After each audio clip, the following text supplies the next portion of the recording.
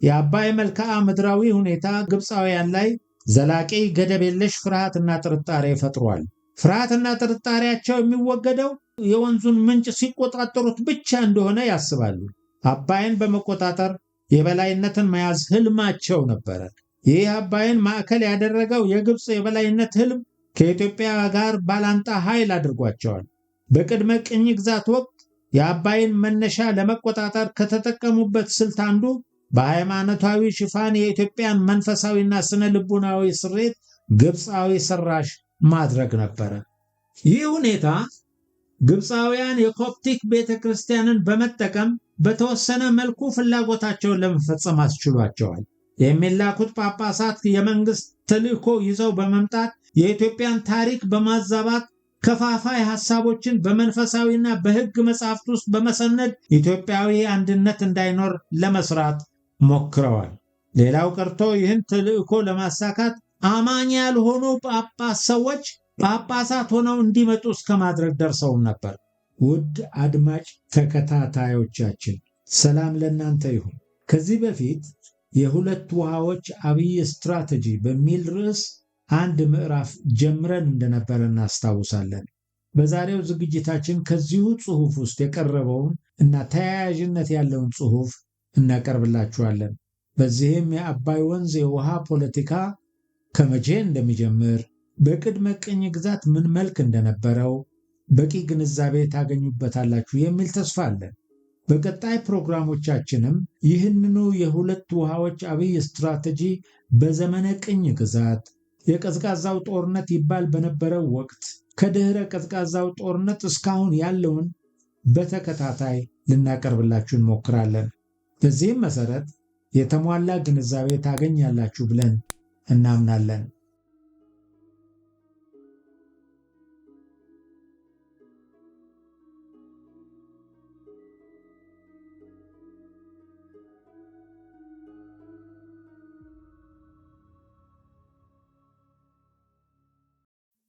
የአባይ ወንዝ የውሃ ፖለቲካ በቅድመ ቅኝ ግዛት። የጥንት ግብፃውያን አባይን ኤአር ወይም አውር ኤዩአር ብለው ነበር የሚጠሩት። ትርጉሙም ጥቁር ማለት ነው።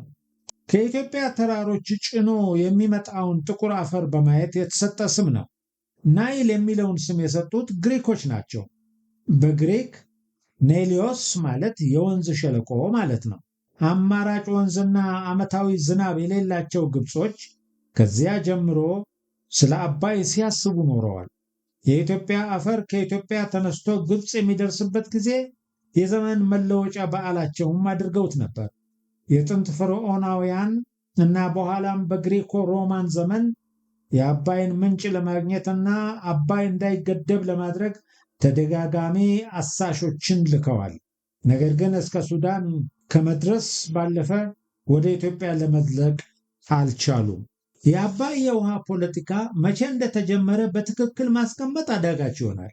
በተለይም ኢትዮጵያና ግብፅ ውዝግብ ውስጥ የገቡበትን ዘመንና የውዝግብ መነሻ ምክንያት ይሄ ነው ብሎ ለመናገርም ያስቸግራል።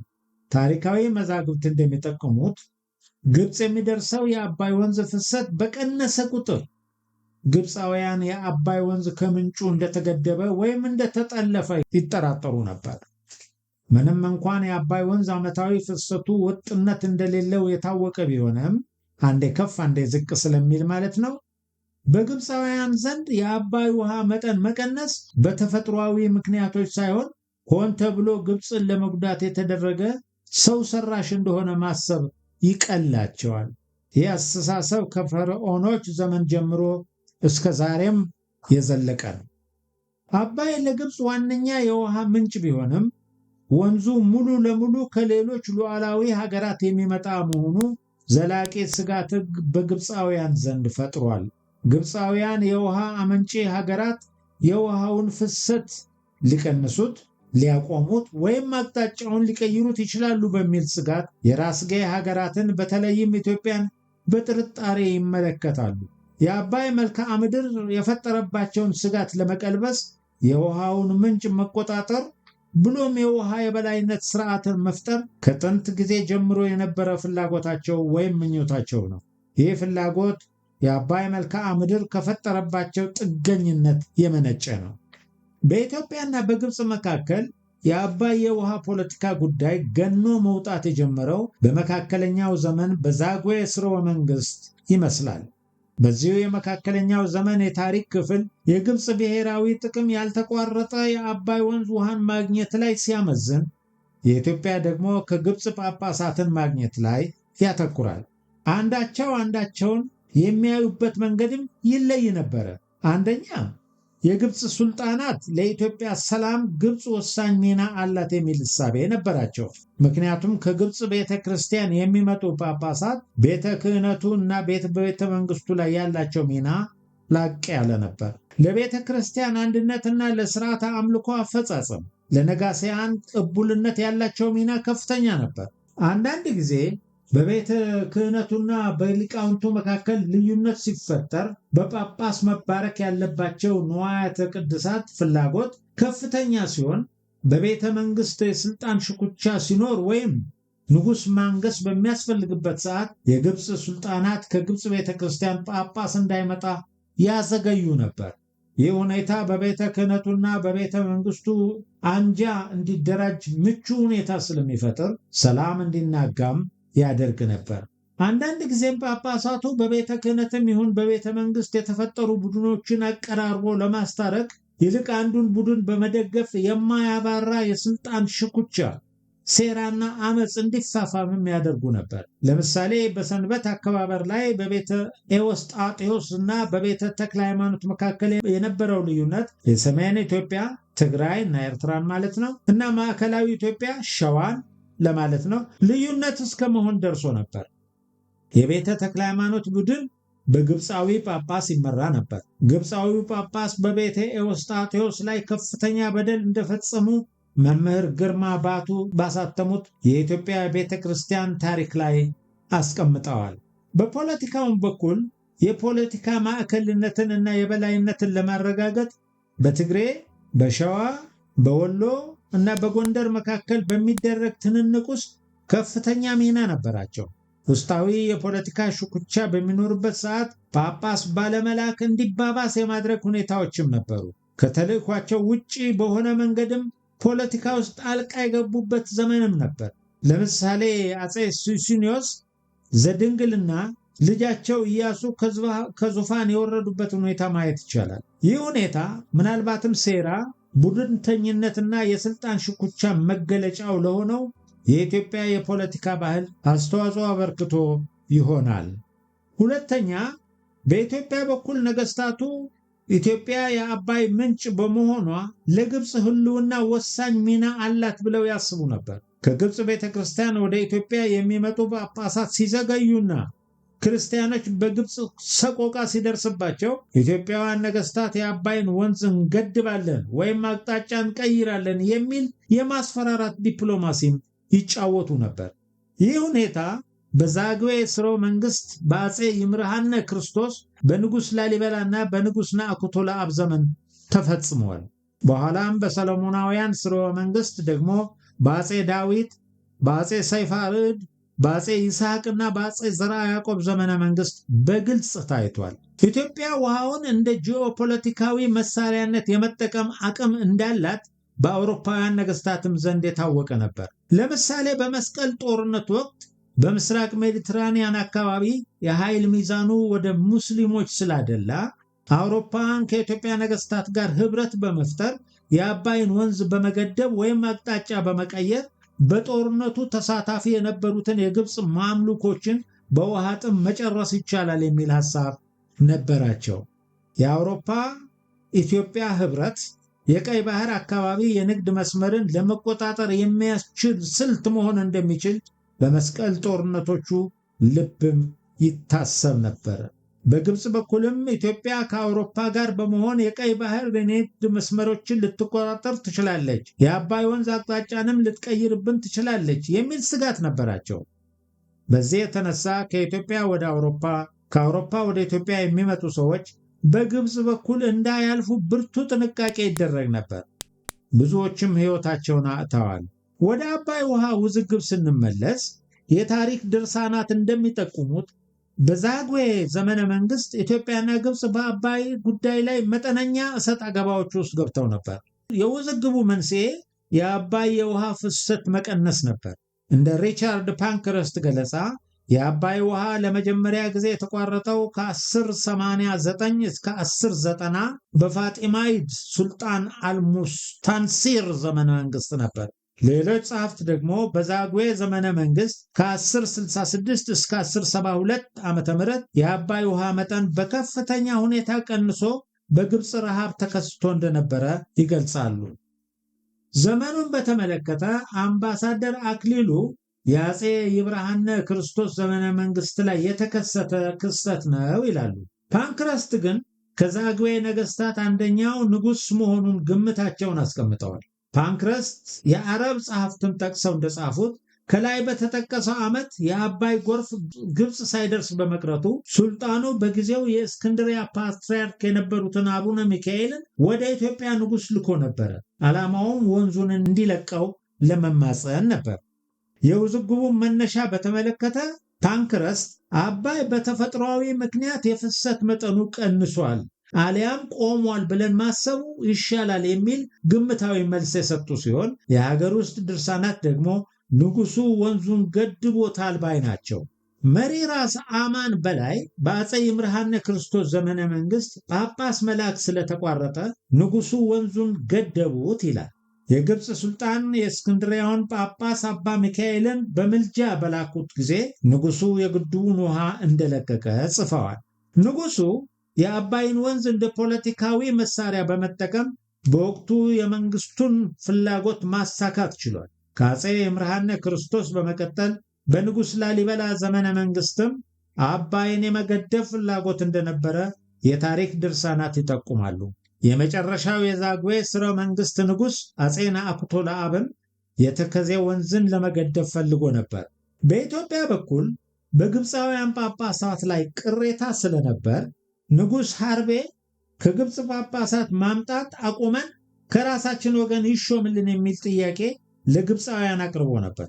ኢትዮጵያዊ ንጉሥ ከራሱ ወገን ጳጳስ ተደርጎ እንዲሾም በመጠየቁ ምክንያት ከግብፃዊው ንጉሥ የውግዘት ደብዳቤ በአባ ገብርኤል በኩል እንደተላከለት፣ የውግዘት ደብዳቤውን በንጉሱ ፊት በተነበበ ጊዜ የንጉሱ አዳራሽ እንደተቃጠለ፣ በኢትዮጵያም ረሃብና ቸነፈር እንደተከሰተ፣ ዝናብም እንደጠፋ ተጽፏል። አቡነ ጎርጎርዮስ ግን የኢትዮጵያ ቤተ ክርስቲያን ታሪክ በተሰኘው መጽሐፋቸው ይህን አይቀበሉትም። አባይን የመገደብ ፍላጎት በሰለሞናዊው ሥርወ መንግሥት በተለይም በአፄ አምደ ጽዮን፣ አፄ ሰይፈ አርዕድ፣ አፄ ዳዊት፣ አፄ ይስሐቅና አፄ ዘርዓ ያዕቆብ ዘንድ ይስተዋል ነበረ። ነገሥታቱ የግብፅ ኮፕቲክ ክርስቲያን አማኞች ሲቸገሩና ጳጳስ መላክ ሲቆም ወይም ሲዘገይ አባይን እንገድባለን በማለት የማስፈራራት ዲፕሎማሲ ይጠቀሙ ነበር። ኢትዮጵያ የራስጌ ሀገር በመሆኗ ውሃን በፖለቲካ መሳሪያነት መጠቀም ትችላለች። የግርጌ ሀገርም ሁልጊዜም በፍርሃትና በስጋት የሚኖር በመሆኑ የውሃው መጠን ሲቀንስ መጠራጠሩ አይቀርም። ከዚህ አንጻር ሲታይ ነገሥታቱ የአባይን ውሃ እንደ ማስፈራሪያነት በመጠቀም በወቅቱ ብሔራዊ ፍላጎታቸውን አስጠብቀውበት ይሆናል እንጂ የመገደብ አቅም አላቸው ብሎ ለማመን ያስቸግራል። ምናልባትም ግብፃውያን የአባይ ወንዝ የውሃ ፍሰት ሲቀንስ የኢትዮጵያ መንግስት አስቀርቶት ነው ብለው ማሰባቸው የግርጌ ሀገር ከመሆን የመነጨ ስጋትም ይመስላል። ስለዚህ በዚህ ዘመን የነበረው የአባይ የውሃ ፖለቲካ ውዝግብ ስረ መሰረት ግብፅ የግርጌ ሀገር መሆኗ የፈጠረባቸው ስነ ልቡናዊ ፍርሃትና ምናባዊ ስጋት ሊሆን ይችላል። ኢትዮጵያ የራስጌ ሀገር በመሆኗ ውሃ ታስቀርብናለች የሚል ገደብ የለሽ ጥርጣሬን አሳድሮባቸዋል። የአባይ ወንዝ የውሃ ፍሰት በአየር ንብረት ለውጥ፣ በዝናብ እጥረት ወይም በድርቅ የመጣ ነው ብሎ ከማሰብ ይልቅ ኢትዮጵያ ግብፅን በረሃብ ለማጥፋት የአባይን ወንዝ ዘጋች ወይም ገደበች ቢሉ ይቀላቸዋል። በጥቅሉ የአባይ መልክዓ ምድራዊ ሁኔታ ግብፃውያን ላይ ዘላቂ ገደብ የለሽ ፍርሃትና ጥርጣሬ ፈጥሯል። ፍርሃትና ጥርጣሬያቸው የሚወገደው የወንዙን ምንጭ ሲቆጣጠሩት ብቻ እንደሆነ ያስባሉ። አባይን በመቆጣጠር የበላይነትን መያዝ ህልማቸው ነበረ። ይህ አባይን ማዕከል ያደረገው የግብፅ የበላይነት ህልም ከኢትዮጵያ ጋር ባላንጣ ኃይል አድርጓቸዋል። በቅድመ ቅኝ ግዛት ወቅት የአባይን መነሻ ለመቆጣጠር ከተጠቀሙበት ስልት አንዱ በሃይማኖታዊ ሽፋን የኢትዮጵያን መንፈሳዊና ስነ ልቡናዊ ስሬት ግብፃዊ ሰራሽ ማድረግ ነበረ። ይህ ሁኔታ ግብፃውያን የኮፕቲክ ቤተ ክርስቲያንን በመጠቀም በተወሰነ መልኩ ፍላጎታቸውን ለመፈጸም አስችሏቸዋል። የሚላኩት ጳጳሳት የመንግስት ተልእኮ ይዘው በመምጣት የኢትዮጵያን ታሪክ በማዛባት ከፋፋይ ሐሳቦችን በመንፈሳዊና በሕግ መጻሕፍት ውስጥ በመሰነድ ኢትዮጵያዊ አንድነት እንዳይኖር ለመስራት ሞክረዋል። ሌላው ቀርቶ ይህን ተልእኮ ለማሳካት አማኝ ያልሆኑ ሰዎች ጳጳሳት ሆነው እንዲመጡ እስከ ማድረግ ደርሰውም ነበር። አንዱ ስርወ መንግስት ሰለሞናዊው ቅቡላዊ፣ ሌላው ዛጉዌውን ለማለት ነው ደግሞ ሕገ ወጥ ነው ብሎ የመፈረጅ ሁኔታዎችም ነበሯቸው። የአባይን ወንዝ ውሃ ፖለቲካ በዘመነ ቅኝ ግዝነት የስዊስ ካናል መከፈትን ተከትሎ ጂኦፖለቲካዊ ጠቀሜታው እየጎላ የመጣው የአባይ ሸለቆ የኢምፔሪያሊስት ኃይሎችን ቀልብ ለመሳብ ችሎ ነበር። የስዊስ ካናል መከፈት የግብፅን ጂኦፖለቲካዊ ጠቀሜታ በእጅጉ ከፍ ያደረገ ነበር። ከዚህ በተጨማሪ በ1860ዎቹ በአሜሪካ ውስጥ ተከስቶ የነበረው የእርስ በርስ ጦርነት በዓለም አቀፍ ገበያ ውስጥ የጥጥ ምርት አቅርቦት እንዲስተጓጎልና ዋጋው እንዲጨምር አደረገው። በወቅቱ የአውሮፓን የጥጥ ፍላጎት ለማሟላት ተመራጭ ሀገር ግብፅ ሆና ተገኝታለች። በዚህ ወቅት በግብፅ የነበረው የአህመድ አሊ መንግስት ግብፅን ለማዘመን ባደረገው ጥረት የአውሮፓውያንን ስልጣኔ ወደ ግብፅ ማግባት የሚችልበትን ዕድል አመቻቸ። ዘመናዊ ትምህርት ቤቶች እንዲከፈቱና በግብፅ ሳይንሳዊ ማህበረሰብ እንዲፈጠርም አደረገ። ይህ አዲስ ማህበረሰብ ውሃውን በዘመናዊ መልኩ ለማልማት አቅም እየጨመረ ነበረ። በእርግጥ በዚህ ወቅት ከግብፅ ይልቅ ሱዳን በመስኖ ሊለማ የሚችል ሰፊ መሬት የነበራት ቢሆንም በወቅቱ በግብርና ላይ በስፋት ሊሰማራ የሚችል የሰው ጉልበት ስላልነበራት የተሻለ የህዝብ ቁጥር የነበራት ግብፅ የተሻለ ተመራጭ መሆን ችላለች። ይህ ሁኔታ የቀይ ባህርን እና የአባይ ሸለቆን የወቅቱ ጂኦፖለቲካዊ አስኳል ለማድረግ ችሎ ነበር። የሰሜን ምስራቅ አፍሪካ ጂኦፖለቲካዊ ቀጠናም በኢምፔሪያሊስት ጂኦፖለቲካ እይታ የተቃኘበት ዘመን ነበር። አካባቢው ቀጠናዊ እና ዓለም አቀፋዊ የበላይነትን ለማምጣት የሚደረገው ትንንቅም አካል ነበር። ዋና ትግሉም በእንግሊዝ፣ በፈረንሳይ፣ በጀርመን በኋላም ደግሞ በጣሊያን መካከል ሆነ። እነዚህ ኢምፔሪያሊስት ኃይሎች ወሳኝ ጂኦፖለቲካዊ ቀጠናዎችን በመቆጣጠር ቀጠናዊ ብሎም ዓለም አቀፋዊ የበላይነትን መያዝ እንዲሁም የቅኝ ግዛት ህልማቸውን እውን ማድረግ ተቀዳሚ ዓላማቸው ነበር። ይህ የወቅቱ የዓለም አቀፍ ፖለቲካዊ ሁኔታ ለአባይ ወንዝ የውሃ ፖለቲካ አዲስ ቅያስ ፈጥሯል። የአባይ ወንዝ የተፋሰሱ ሀገራት ጉዳይ ብቻ መሆኑ ቀርቶ የቀጠናዊ እና ዓለም አቀፍ ፖለቲካ ጉዳዮች አካል መሆን የጀመረበት ወቅት ነበር። የአባይ ወንዝ የውሃ ፖለቲካ ተዋናዮች የበዙበት፣ መጫወቻ ሜዳውም ኢምፔሪያሊስታዊ ስሪት የሆነ እንዲሁም ለግርጌ ሀገራት ያደላ አዲስ የውሃ ስርዓት የተፈጠረበት ዘመን ነው። ማን ምን ያክል የውሃ መጠን አገኘ፣ ለምን፣ እንዴትና መቼ የሚሉት የውሃ ፖለቲካ አንኳር ጉዳዮች በሃይድሮ ኢምፔሪያሊዝም ቅኝት የታዩበት ወቅትም ነበረ። የአባይን ውሃ የማግኘት እና የመጠቀም መብት ከባለቤትነት የሚመነጭ አልነበረም። ይልቁንም በኢምፔሪያሊስቶች ጂኦፖለቲካዊ ፍላጎት የሚወሰን ጉዳይ ነበር። በሌላ በኩል የተፋሰሱ ሀገራት በሉዓላዊነታቸው ላይ ቀጥተኛ አደጋ ያንዣበበበትና የተጋረጠበት ወቅት ነበር። ለምሳሌ ኢትዮጵያ ሉዓላዊነቷንና ነፃነቷን ለመጠበቅ ከኢምፔሪያሊስት ኃይሎች ጋር ትንንቅ ውስጥ የገባችበት የታሪኳ አንጓ ነው። ውስጣዊ ሁኔታም የሀገረ መንግስት ምስረታ ሂደት ላይ ስለነበረ የማዕከላዊ መንግስት የትኩረት አቅጣጫ ሀገረ መንግስት ምስረታና የሀገር ግንባታ ፕሮጀክት ላይ ነበር። ይህ ውስጣዊ ቀጠናዊ እና ዓለም አቀፋዊ ሁኔታ ኢትዮጵያ በአባይ ወንዝ ላይ የልማት ስራዎችን እንዳትሰራ የሚያግድ ሁኔታን ፈጥሯል። በወቅቱ ከውሃ ልማት ስራዎች ይልቅ ሉዓላዊነት እና ነፃነትን ማስጠበቅ ቅድሚያ ነበረ። ይህ 19ኛው ክፍለ ዘመን ዓለም አቀፋዊ ቀጠናዊና የተፋሰስ ሀገራቱ ውስጣዊ ሁኔታ በአባይ ሸለቆ የውሃ ፖለቲካ ላይ ዘመን ተሻጋሪ አሉታዊ ተጽዕኖዎችን አሳድሮ አልፏል። ሰጥቶ የመቀበል ፖለቲካዊ እሳቤን መሰረት በማድረግ እንግሊዝ የአባይን ወንዝ የግብፅ ብቸኛ ሀብት የማድረግ ፖለቲካዊ ስራን ሰርታለች። ይህ የሆነው ግብፅ ለእንግሊዝ ጂኦፖለቲካዊ ፍላጎት ካላት ጠቀሜታ የመነጨ ነው። በእንግሊዝ ኢምፔሪያሊዝም ፕሮጀክት ቀያሾች አእምሮ ውስጥ ግብፅ ለእንግሊዝ ጥምር ጂኦፖለቲካዊ ጠቀሜታ ወይም ስትራቴጂያዊና ኢኮኖሚያዊ ጠቀሜታ ነበራት። እንግሊዝ ስዊዝ ቦይን በመቆጣጠር ከዋና ዋና ዓለም አቀፍ የንግድ መስመሮች እንዲሁም ዋነኛ ቅኝ ግዛቷ ከሆነችው ህንድ ጋር የመገናኘት ዕድል ይሰጣታል። የስዊዝ ቦይ የሜዲትራኒያን እና የቀይ ባህርን ክልል ለመቆጣጠር እንዲሁም የባህር ኃይል የበላይነትን ለመያዝ የሚያስችል ጂኦፖለቲካዊ ጠቀሜታም ነበረው። በሌላ በኩል እንግሊዝ በግርጌ ሀገራት የጥጥ እርሻ ላይ ከፍተኛ መዋለ ንዋይ የማፍሰስ ኢኮኖሚያዊ ፍላጎትም ነበራት። ይህ ሁኔታ ግብፅን በኢምፔሪያሊስት ኃይሎች ተፈላጊ ሀገር አድርጓታል። እንግሊዞችም የግብፅን ፖለቲካዊ ጠቀሜታ አግዝፈው አይተው ነበር። ስለሆነም ግብፅ ያላትን ጂኦፖለቲካዊ ጠቀሜታነት እንግሊዞች ለፈለጉት ዓላማ ለማዋል የግብፅን ፍላጎት ማሟላት እንዳለባቸው ከግምት ውስጥ አስገቡ። ከጥንት ጀምሮ የግብፅ መንግስታት ህልም የአባይ ወንዝን መቆጣጠር መሆኑ ለእንግሊዞች የተደበቀ አልነበረም። ይህ ሁኔታ ግብፅና እንግሊዝ የእከክልኝ ልከክልህ፣ አጉርሰኝ ላጉርስህ ወይም በሌላ አነጋገር አንተ ለእኔ እኔ ለአንተ አይነት ፖለቲካ እንዲጫወቱ አድርጓቸዋል። በዚህም ምክንያት የአባይ ሸለቆ የእንግሊዞችን ትኩረት ሊስብ ችሏል። የእንግሊዞች እይታ አባይን መቆጣጠር ግብፅን መቆጣጠር ነው የሚል ነበር። ለምሳሌ በካይሮ የእንግሊዝ ቅኝ ግዛት አስተዳዳሪ ሎርድ ክሮሜ whatever power holds the upper Nile must by mere force of its geographical situation dominate Egypt።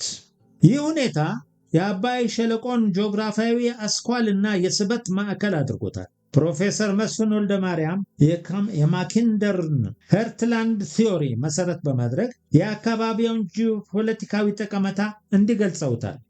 The power that controlled Ethiopia or Abai controlled the Nile Valley, including the Sudan and Egypt. The power that controlled the Nile Valley and Egypt controlled the Suez Canal. The power that controlled the Suez Canal controlled the world. በዚህ ምክንያት እንግሊዞች የአባይን ሸለቆ መቆጣጠር የሚያስችል ሃይድሮ ኢምፔሪያሊዝም ስትራቴጂ ነድፈው ተግብረዋል። አንደኛው ስልት ወደ አባይ ሸለቆ ዘልቆ መግባት ሲሆን፣ ሌላኛው ደግሞ ተቀናቃኝ ኢምፔሪያሊስት ኃይሎች ፈረንሳይና ጀርመን ወደ አባይ ሸለቆ መግቢያ በር እንዳያገኙ ማገት ወይም መከልከል ወይም በእንግሊዝኛው ኮንቴይንመንት ስትራቴጂ ነው። እንግሊዝ እነዚህን ጥምር ስትራቴጂዎች በመጠቀም አብዛኛውን የአባይ ተፋሰስ ከኢትዮጵያ፣ ከኮንጎ፣ ከሩዋንዳ በስተቀር በእንግሊዝ ቅኝ ግዛት ስር ማድረግም ችለው ነበር። ይህ ሁኔታ እንግሊዝ በአባይ ወንዝ ላይ ከኢትዮጵያና በተፋሰሱ ዙሪያ ካሉ ሌሎች ቅኝ ገዢ ኃይሎች ጋር ድንበርና ውሃ ነክ ጉዳዮች ላይ ስምምነት በመፈራረም የአባይ ወንዝ ተፈጥሯዊ ፍሰት በውሃ ልማት ስራዎች እንዳይቀንስ የሚከለክሉ አንቀጾችን በማስገባት ለግብፅ የውሃ ደህንነት ዋስትና ለመስጠት ሞክረዋል። ከዚህም ባለፈ በ1929 ዓ.ም በእንግሊዝ ሱዳንና የኢኳቶሪያል ሀገራትን በመወከል እና ግብፅ መካከል የተደረገው ስምምነት ማን ምን ያክል የውሃ መጠን ያገኝ የሚለው ጉዳይ ላይ የውሃ ክፍፍል ተደርሷል። ይህ ስምምነት በየዓመቱ ከአባይ ወንዝ ላይ ለግብፅ 48 ቢሊዮን እና ለሱዳን 4 ቢሊዮን ኪዩቢክ ሜትር ውሃ እንዲጠቀሙ ደንግጓል። በዚህ ስምምነት የውሃ አመንጪ ሀገራት ምንም አይነት የውሃ ድርሻ አልተሰጣቸውም። ስምምነቱ ሌሎቹን የተፋሰሱን ሀገራት ያገለለና በወንዙ ላይ ያላቸውን ሉዓላዊ የባለቤትነትና የመጠቀም መብት የነፈገም ነበር። ይህ የሚያሳየው በአንድ በኩል የአባይ ወንዝ የውሃ ባለቤትነትና የመጠቀም መብት ላይ የልዕለ ሀያላን ሀገራት ጂኦፖለቲካዊ ፍላጎት ምን ያክል ወሳኝ ሚና እንደነበረው ሲሆን፣ በሌላ በኩል የአባይን ውሃ የመጠቀም መብትና የውሃ ልማት ስራዎች የተፋሰሱ ሀገራት ባላቸው እምቅ ኃይል የሚወሰን መሆኑን ነው። ኃይል ሲባል የተፋሰሱ ሀገራት ጂኦፖለቲካ ስሪታቸውን በመጠቀምና የኃይል አሰላለፍን በማየት ልዕለ ሀያላን ሀገራት የሚስቡበት ወይም ለራሳቸው ጥቅም የሚያውሉበትን ይጨምራል። ግብፅ አባይን የመቆጣጠር ህልሟን እውን ለማድረግ ያላትን ጂኦፖለቲካዊ ተፈላጊነት በሚገባ ተጠቅማበታለች። የአባይ መልክዓ ምድር የግርጌ ሀገራት አድርጎ ቢጎዳትም በተለይ በተለያዩ ጂኦፖለቲካዊ ስሪቶች ላይ በመገኘቷ ያላትን ጂኦፖለቲካዊ ተፈላጊነት መሳሪያ በማድረግ የግርጌ ሀገር ሆና የአባይ ወንዝ ላይ የውሃ የበላይነት ስርዓት ለመገንባት ችላለች። በተለምዶ ውሃ መንጪ የሆነ ሀገር መልክዓ ምድራዊ ኃይል ስላለው የውሃ የበላይነትም ይኖረዋል ተብሎ ይታሰባል። ለምሳሌ የውሃ የበላይነት ካላቸው የራስጌ ሀገራት ውስጥ ቱርክ ከጤግሮስ እስከ ኤፍራጥስ፣ ቻይና በሜኮንግ፣ ህንድ በጋንጀስ እና ስፔን በአይቤሪያን ወንዞች ላይ ተጠቃሽ ናቸው። ምንም እንኳን ግብፅ የውሃ የበላይነት አላት የላትም የሚለው አከራካሪ ቢሆንም በአባይ ወንዝ ላይ የውሃ የበላይነት እንዳላት ብዙዎቹን ያስማማ ጉዳይ ነው። የግርጌ ሀገር ሆና የውሃ የበላይነት ሊኖራት የቻለበት ዋነኛው ምክንያት በቅኝ ግዛት ዘመን ያላት ጂኦፖለቲካዊ ተፈላጊነት መሳሪያ አድርጋ በአባይ ላይ ያላት ብሔራዊ ጥቅም እንዲከበር በማድረጓ ነው። በዚሁ የቅኝ ግዛት ዘመን ግብፅ አባይን የመቆጣጠር ህልሟን እውን ለማድረግ የሰራች ሲሆን፣ በተቃራኒው ኢትዮጵያ የህልውና ትግል ላይ ነበረች። ኢትዮጵያ በቅኝ ገዢ ኃይሎች ከበባ ውስጥ ስለነበረች ሉዓላዊነቷን እና ነፃነቷን በዘላቂነት በማስጠበቅ የቅኝ ግዛት ከበባን በመስበር የባህር መውጫ እና መግቢያ በር ማግኘት የውጭ ጉዳይ ከፍተኛ የትኩረት አቅጣጫዎቿ ነበሩ። ይህ ማለት ግን ኢትዮጵያ በአባይ ላይ ያላትን የባለቤትነትና የመጠቀም መብትና ፍላጎት ወደ ጎን ትታለች ማለት አይደለም። አባይን በተመለከተ የአቅም ጉዳይ ካልሆነ በስተቀር ሁሉም መንግስታት አንድ አይነት አቋም አራምደዋል።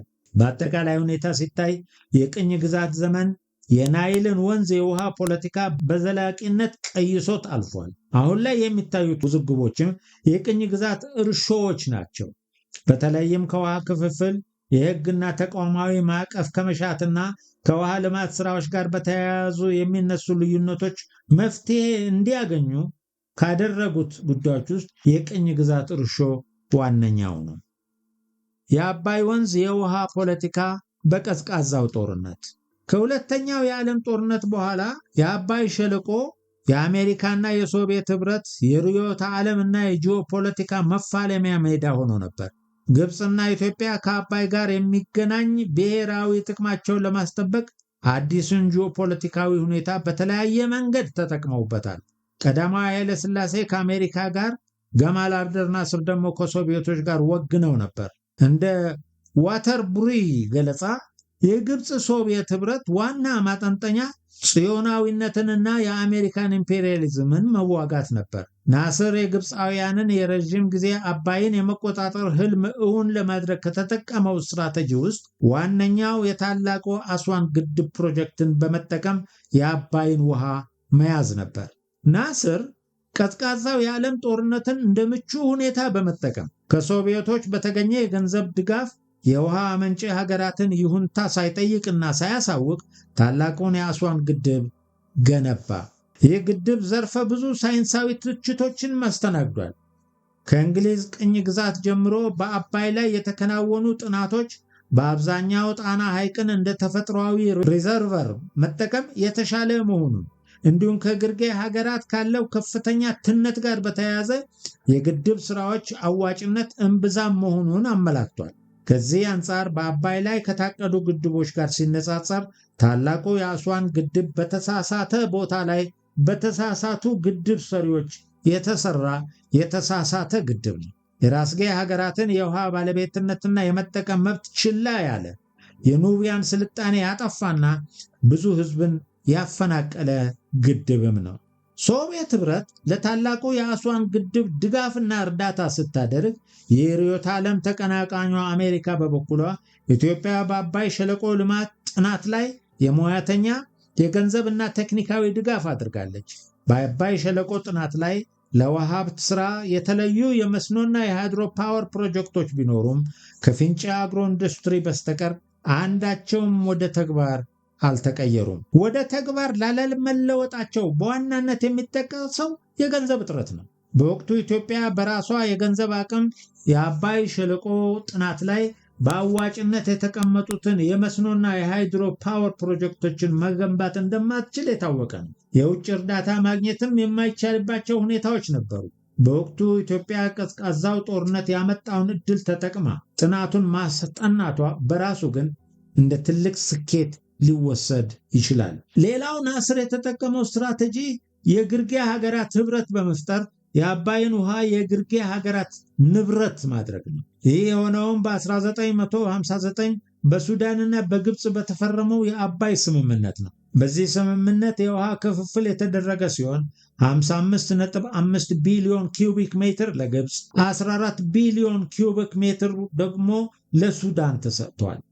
የቀረው በትነት መልክ የሚጠፋው ውሃ ነው። ግብፅና ሱዳን ይህንን ስምምነት ከመፈራረማቸው በፊት በሁለቱ ሀገራት መካከል የተፈጠረውን ታሪክ አብሮ ማየት የግብፅን ስትራቴጂ የበለጠ ለመረዳት ያግዛል። ሱዳን ነፃነቷን ከማግኘቷ ከሁለት ዓመት በፊት በ1954 የሮዘሪ ግድብን ለመገንባት እቅድ በመያዝ የዓለም ባንክ ገንዘብ እንዲሰጣት ብትጠይቅም ከግብፅ ጋር ስምምነት ላይ ካልደረሰች በስተቀር ገንዘቡ እንደማይለቀቅላት ተነገራት። ከዚህ የተነሳ በግብፅና በሱዳን መካከል ውይይቶች ይጀምራሉ። በ1956 በሱዳን ወደ ስልጣን የመጣው መንግስት በውይይቱ በመግፋት የ1929 የውሃ ውል እንዲሻሻል ጥሪ ያቀርብ ነበር። እስከ 1959 ድረስ በሁለቱ ሀገራት መካከል ከ4 ዙር በላይ ውይይቶች ተደርገዋል። በእነዚህ ዓመታት ውስጥ የግብፅ ፖለቲካ በእጅጉ ተቀይሮ የአረብ ብሔረተኝነትና የሶሻሊዝም አፍቃሪ የሆነው ገማል አብዱል ናስር በ1957 ወደ ስልጣን ይመጣል። በሁለቱ ሀገራት መካከል የነበረው ልዩነት በናስር መምጣት የበለጠ እየሳፋ ሄዶ የድንበር ይገባኛል ውዝግብ ድረስ ሄዱ። በ1958 ሱዳን በተናጠል የራሷን የውሃ ፕሮጀክት ማከናወን ጀመረች። ከዚያም በኋላ ግን የሱዳን ፖለቲካ በፍጥነት ተቀይሮ የመፈንቅለ መንግስት አስተናገደች። በመፈንቅለ መንግስት ወደ ስልጣን የመጣው የሱዳን ፕሬዝዳንት ኢብራሂም አቡድ በበኩሉ በግብፅ በኩል የቀረበውን የ1959 ስምምነት ለመፈረም አላንገራገረም ነበር። ይህ ስምምነት በሁለቱ ሀገራት መካከል የነበረው ልዩነት በግብፅ ፍላጎት እንዲቋጭ ቢያደርግም ሌሎች የራስጌ ሀገራት ግን የውሃ ጠብታ እንኳን አልተሰጣቸውም። በሌላ በኩል የአባይ ወንዝ የውሃ ፖለቲካ ከ1970ዎቹ ጀምሮ ሌላ መልክ ይዞ መጥቶ ነበር። የቀዳማዊ ኃይለ ሥላሴና የገማል አብዱል ናስር መንግስታት በቅደም ተከተል በመንግስቱ ኃይለ ማርያምና በአንዋር ሳዳት ተተኩ። ይህንን ተከትሎ ግብፅ ከሶቪየት ካምፕ ወደ አሜሪካ፣ ኢትዮጵያ ደግሞ ከአሜሪካ ወደ ሶቪየት ካምፕ የገቡበት ሁኔታ ተፈጠረ። በሂደትም የአባይ ወንዝ የአረብ እስራኤሎች የማያባራ ጸብ አካል የመሆን ዕድል ገጥሞታል። ይህ የሆነውም ከ1978ቱ ካምፕ ዴቪድ ስምምነት በኋላ ነበር። ናስር ታላቁን አስዋን እንደገነባ ሁሉ ሳዳት ደግሞ የአልሰላም ቦይ ፕሮጀክትን ይፋ አደረገ። የአባይ ውሃም የእስራኤል የግብፅና የአሜሪካ ፍላጎት መገናኛ ቦታ ሆነ። ጽዮናውያን ገና እስራኤል የምትባል ሀገር ከመወለዷ በፊት የአባይን ወንዝ በስዊዝ ካናል በኩል የመሳብ ሐሳብ ነበራቸው። የዚህ ሐሳብ አባትም የጽዮናውያን መስራች ቴዎዶር ሄርዝል ነው። አባይን ከተፈጥሯዊ ፍሰቱ በመጥለፍ ወደ እስራኤል ማሻገር እስራኤል ሀገር ከሆነች በኋላም የቀጠለ ምኞት ነበር። ከካምፕ ዴቪድ ስምምነት በኋላም ከዋነኞቹ የእስራኤል አረቦች የማያባራ ጸቡ አንዱ የሆነው የውሃ ጉዳይ ለመፍታት አባይን ጠልፎ ማሻገር እንደ አንድ መፍትሄ የተወሰደ ይመስላል። ውሃውን የማሻገር ጉዳይ የስምምነቱ አካል እንደሆነ የሚናገሩ ሰዎችም አሉ።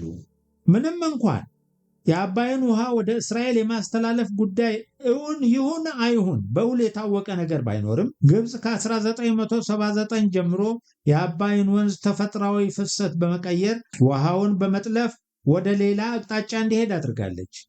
ይህም የወንዙን ኢኮሎጂና ኢኮሲስተም ከመጉዳቱን በተጨማሪ የተፋሰሱ ሀገራት በአባይ ወንዝ ላይ ያላቸውን ሉዓላዊ ውሃን የመጠቀም መብትና ባለቤትነት የጣሰ አሰራር ነው። ይህ የሰላም ካናል የሚባለው የናይል ወንዝ ጠልፎ በስዊዝ ካናል በማሻገር ወደ ሰሜናዊው ሲና የማድረስ ፕሮጀክት መዳረሻው እስራኤል ሊሆን እንደሚችል ዋተር ብሩይ ግምቱን አስቀምጧል።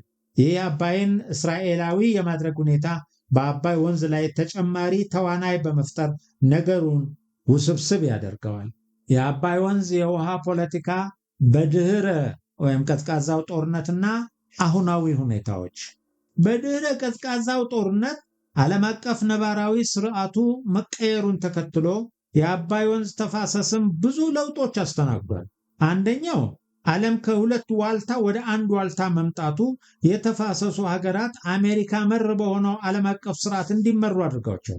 ይህ ሁኔታ በዓለም ባንክ፣ በተባበሩት መንግስታት ድርጅት የልማት ፕሮግራም እና በሌሎች ዓለም አቀፍ ተቋማት እርዳታና ድጋፍ የአባይ ወንዝ ተፋሰስ ሀገራት የትብብር መንፈስ የሚያጎለብቱበት መድረክ እንዲፈጠር አድርጓል። ዘላቂ የአባይ ወንዝ ልማት ለሁሉም ጥቅም በሚል መንፈስ በ1999 ዓ.ም የተቋቋመው የአባይ ተፋሰስ ኢኒሺየቲቭ የዚህ ውጤት ነው። ይህ ሁኔታ የአባይን የውሃ ፖለቲካ አንድ እርምጃ ወደፊት ያራመደ ይመስላል። የአባይ ወንዝ አካታች የሕግና ተቋማዊ ማዕቀፎች እንዲኖረው በተደረገው የ10 ዓመታት የዲፕሎማሲ ጥረት የአባይ ወንዝ የትብብር ማዕቀፍን አስገኝቷል። ይህ ስምምነት ምንም እንኳን የሁሉንም የተፋሰሱ ሀገራትን ይሁንታ ባያገኝም ቢያንስ 6 የተፋሰሱ ሀገራት ካጸደቁት ሕግ የመሆን ዕድል አለው። እስካሁን ባለው ሂደት ኢትዮጵያ፣ ታንዛኒያ እና ሩዋንዳ እና ብሩንዲ አጽድቀውታል። በዚህ ሂደት ውስጥ ኢትዮጵያ የላይኛውን ተፋሰስ ሀገራት በማስተባበር አመርቂ ዲፕሎማሲያዊ ውጤት አስመዝግባለች። የሀገሪቱ የመደራደሪያ አቅምና በሐሳብ የበላይነት የመያዝ ኃይልም ጨምሯል።